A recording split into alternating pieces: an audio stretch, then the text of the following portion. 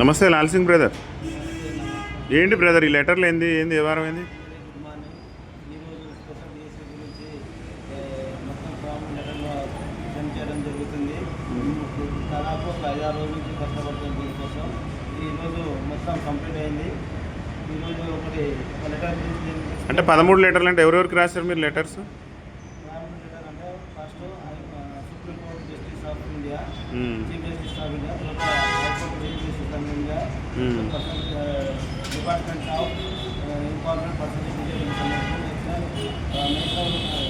Telangana human rights commission, ప్రభుత్వ సలహాదారు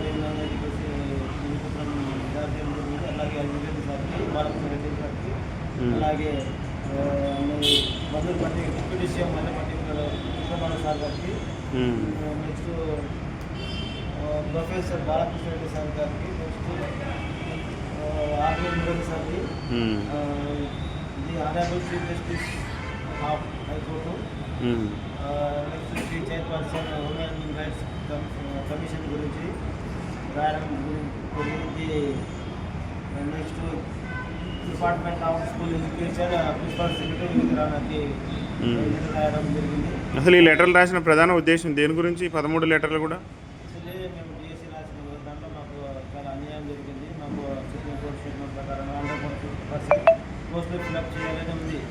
విద్యాశాఖ వాళ్ళు ఏది మీ స్పెషల్ బీఎడ్ వాళ్ళకా? స్పెషల్ బీఈడి వాళ్ళకు విద్యాశాఖ వాళ్ళ నిర్లక్ష్యం వల్ల చేసి ఉంటే బాగా పెట్టడం జరిగింది. 1996 వాటి నుంచి అమలు చేసింది కానీ 2009 యాక్ట్, అఫిడవిట్ యాక్ట్, 2016 యాక్ట్ కూడా ఇంప్లిమెంట్ చేయాలి.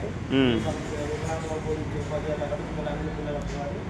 మీరు హ్యాండిక్యాప్డ్ కదా, మరి మీరు మన స్టేట్ వికలాంగుల మంత్రి దృష్టికి ఏమైనా తీసుకెళ్లారా? వికలాంగుల మంత్రి దృష్టికి తీసుకెళ్ళినాం. వికలాంగుల మినిస్టర్ మన అడ్డూరి లక్ష్మణ్ సార్ కూడా సీఎం రేవంత్ రెడ్డికి రాయడం జరిగింది. అడ్లూరు లక్ష్మణ్ గారు ముఖ్యమంత్రి గారిని రెఫర్ చేశారు. ఓకే.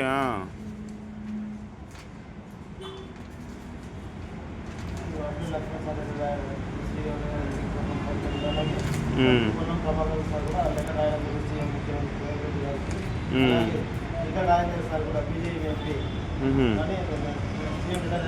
ఎంపీ చాలా రకాల రాజకీయ నుంచి కానీ హ్యూమన్ రైట్స్ ఉత్తమ చేసిన లెటర్లో కూడా మనకు మీరు ముఖ్యమంత్రి గారికి అడ్లూరు లక్ష్మణ్ గారు లేఖ రాశారు అన్నారు కదా, దాని మీద స్పందన ఏమన్నా ఉన్నదా ప్రభుత్వం నుంచి?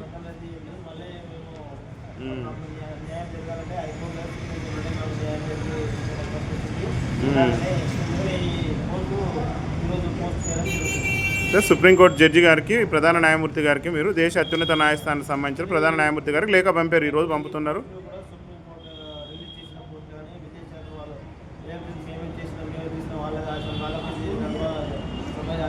సంబంధమే లేదు.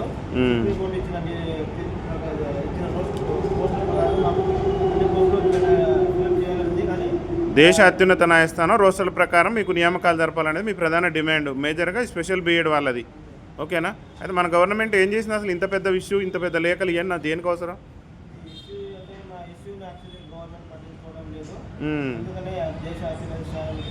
సుప్రీంకోర్టు ప్రకారం వేయలే, నిబంధనలకు విరుద్ధంగా ప్రభుత్వం చేసిందని అంటున్నారు మీరు. రోస్టర్ పాయింట్ ప్రకారం మీకు నియామకాలు జరగలే. ఓకే, ఒక్కొక్కసారి నాకు ఆ లెటర్లన్నీ ఎవరెవరికి రాశారో చూపించగలుగుతారా? ఒక్కొక్కటి చూపించండి.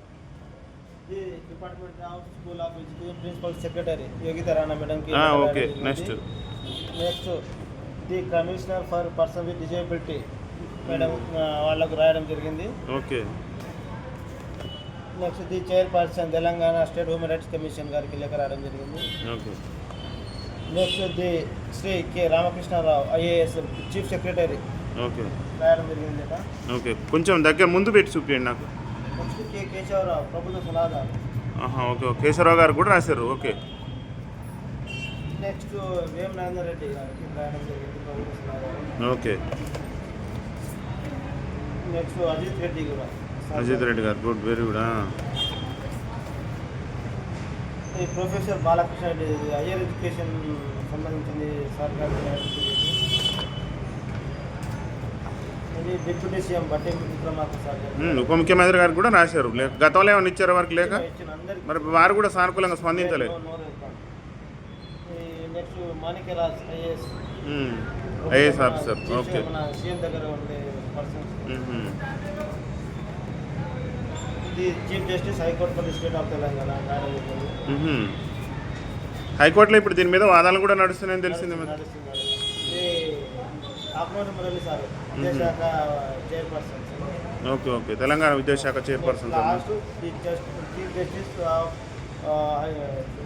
ది చీఫ్ జస్టిస్ ఆఫ్ ఇండియాకి లేఖ రావడం కూడా జరుగుతుంది. ఓకే మన సుప్రీంకోర్టు ప్రధాన న్యాయమూర్తి గారికి కూడా మీరు లేఖ రాశారు.